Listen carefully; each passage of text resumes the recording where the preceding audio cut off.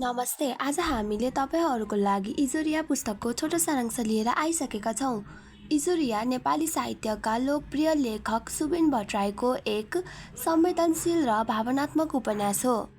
यो उपन्यासले प्रेम, सम्बन्ध, आत्मपहिचान, मानसिक सङ्घर्ष र जीवनप्रतिको आशालाई अत्यन्तै मार्मिक ढङ्गले प्रस्तुत गर्छ।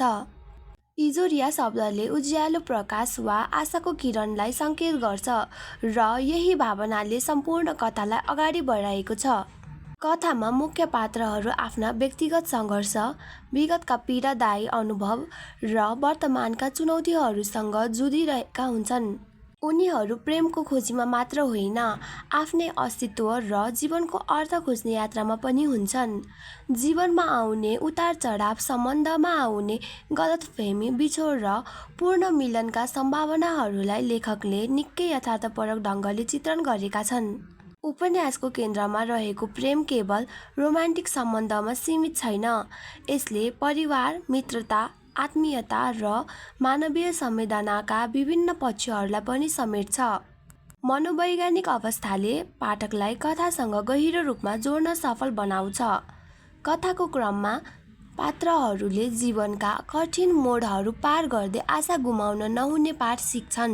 निराशा, एक्लोपन र असफलता बीच पनि मानिसले उज्यालो खोज्न सक्छ भन्ने सन्देश उपन्यासले दिन्छ।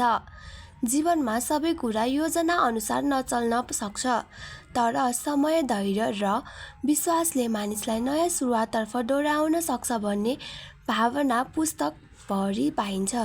सुबिन भट्टराईको सरल, प्रभावपूर्ण र भावनात्मक लेखन शैलीले कथालाई अझ प्रभावशाली बनाएको छ। पात्रहरूको मनोदशा, वातावरणको वर्णन र सम्बन्धका सूक्ष्म पक्षहरूको प्रस्तुति अत्यन्त जीवन्त छ।